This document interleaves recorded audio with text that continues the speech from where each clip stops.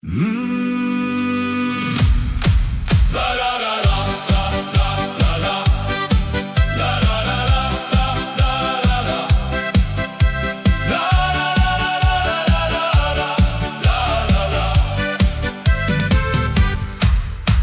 die biltongwinkel staan sy elke dag gereed,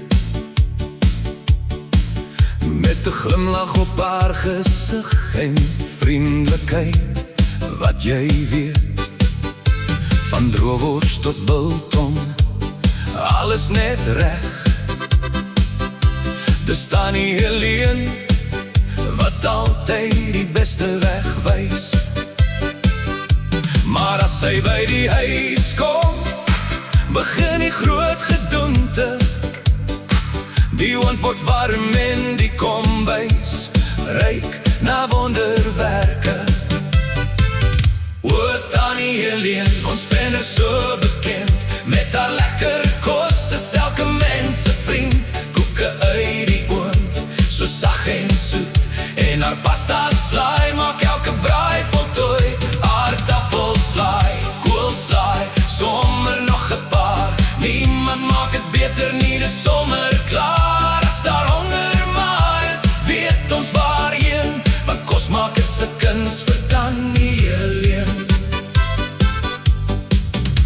Verjaarsdag, troues of sommer net 'n kuier,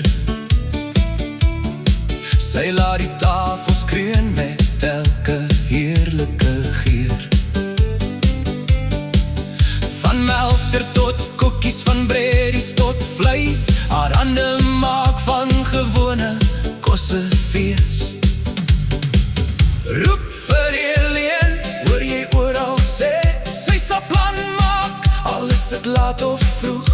Met liefde in haar hart en 'n lepel in haar hand, is sy die beste kok in die hele land. O, Tannie Helene, ons ben so bekend, jy maak elke ete iets wat mense onthou verlang.